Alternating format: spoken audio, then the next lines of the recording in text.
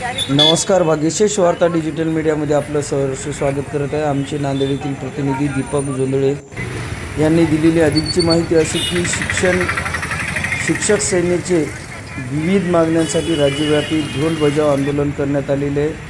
आपण पाहू शकता आमच्या माध्यमातून शिक्षक आमदार तथा शिक्षक सेनेचे राज्य अध्यक्ष ज.मो. अभ्यंकर यांच्या आदेशानुसार तसेच जिल्हा परिषद नांदेडच्या शिक्षण विभाग यांच्या दिरंगाईमुळे थकीत वेतनाची रक्कम परत गेल्यामुळे शिक्षकांची आर्थिक कोंडी केलेल्या प्रशासनाला जागे करण्यासाठी आज ढोल बजाव आंदोलन केले. यातील मागण्या ह्या आहेत. आपण पाहू शकता आमच्या माध्यमातून शिक्षक व सेवानिवृत्त शिक्षकांचे थकीत देयके तात्काळ जमा करावे व विलंबास जबाबदार असणाऱ्या कर्मचाऱ्यांची सखोल चौकशी करून त्यांच्यावर कारवाई करण्यात यावी. अतिरिक्त शिक्षकांचे समायोजन, शिक्षकांचे बंद केलेले वेतन अशा विविध प्रकारच्या मागण्या या ठिकाणी ढोल बजाव आंदोलनाच्या माध्यमातून मागण्यात आलेल्या आहेत. आपण जाणून घ्या सविस्तर. ही जर परिस्थिती आली तर आमचे हजारो शिक्षक आत्महत्या करू शकतात. सुद्धा प्रशासनाने लक्ष दिलं पाहिजे. पगार शिक्षकांचा पगार, बीएलओ शैक्षणिक कामे, अतिरिक्त शिक्षक वेतन प्रवर्त चालू करणे, परीक्षा काळातील पडताळे निकाली काढण्यात यावे, शिक्षकांना द्यावे, विनाअनुदानित तत्वावरील शाळांचे स्वयं अर्थसहाय्यता आदेश रद्द करून राज्याध्यक्षता शिक्षक आमदार ज.मो. अभ्यंकर साहेब यांच्या नेतृत्वाखाली संपूर्ण महाराष्ट्रभर राज्यव्यापी हे आंदोलन आहे. त्यातलाच एक भाग म्हणून आम्ही आज महाराष्ट्र राज्य शिक्षक सेना जिल्हा शाखा नांदेडच्या वतीनं जिल्हा परिषद कार्यालय हे आंदोलन करत आहोत.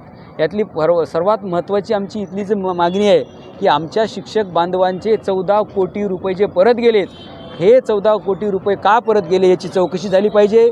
आमचे सेवानिवृत्त शिक्षक बांधव 2 वर्षापासून त्यांची रक्कम आहे, आमचे शिक्षक आहेत, फरकाची रक्कम आहे, चट्टोपाध्यायाची रक्कम आहे, मेडिकलची रक्कम आहे. अहो, ज्यांनी स्वतःचे पैसे व्याजानं पैसे काढून दवाखाना दाखवलेला आहे अशा लोकांचे पैसे आहेत. पोट मारून पैसा जे व्याजानं पैसे दिलेत अशा लोकांचे देऊन आपला दवाखाना हे केला अशा लोकांचे पैसे आहेत.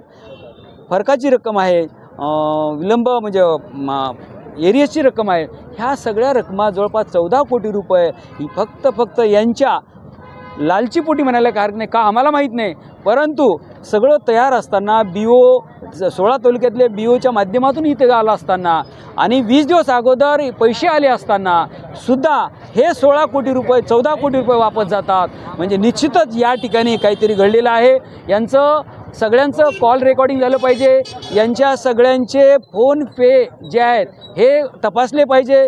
याच्या पुढे जाऊन जर म्हटलं तर अशा अधिकारी किंवा कर्मचारी यांच्यावर निलंबनाची कारवाई झाली पाहिजे. आणि का होऊ नये, कारण आम्ही हे आमच्या हक्काचे पैसे आहेत, न्यायाचे पैसे आहेत, कष्टाचे पैसे आहेत. आणि जर आमच्या शिक्षकांना अशा आमच्या स्वतःच्या पैशासाठी जर रस्त्यावर यायची वेळ येत असेल त्याच्या एवढं दुर्दैव कोणतंही नाही. आणि त्यामुळं या प्रशासनाचा जो कोणी कर्मचारी असेल, जो कोणी या विभागाचा प्रमुख असेल त्यांचा जाहीर आम्ही निषेध करतो. आणि जे काही दुसरे प्रश्न आहेत ते वेगवेगळे जवळपास 8 प्रश्न आहेत आमचे.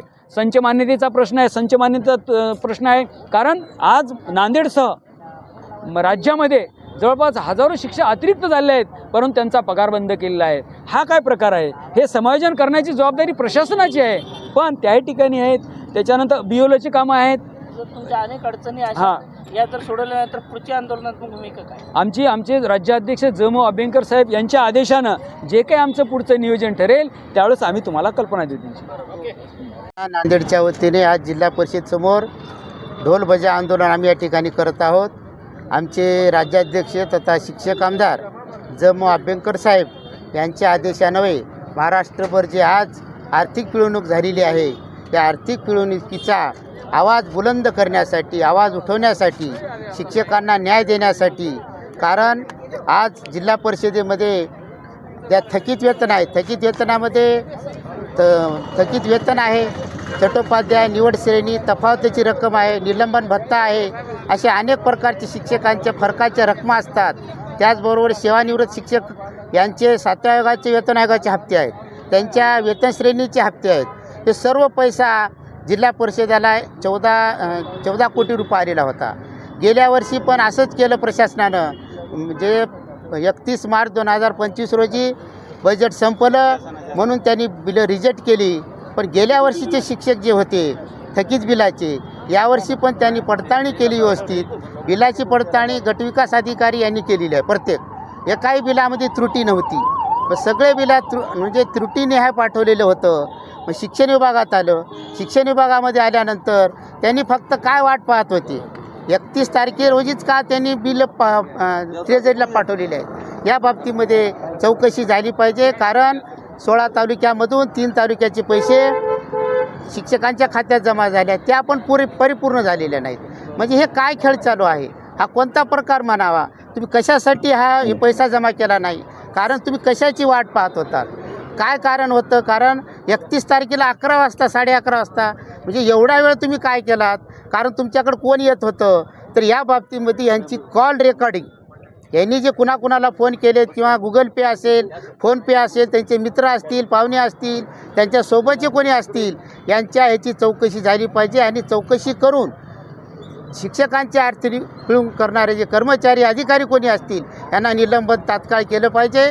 आम्ही हा लढा इथंच नाही, पूर्ण महाराष्ट्रभर आयुक्त असतील, सहसचिव असतील किंवा संचालक असतील, त्यांच्यापर्यंत आमची जमू अभ्यंकर साहेब यांच्या नेतृत्वाखाली आम्ही हा लढा लढत आहोत.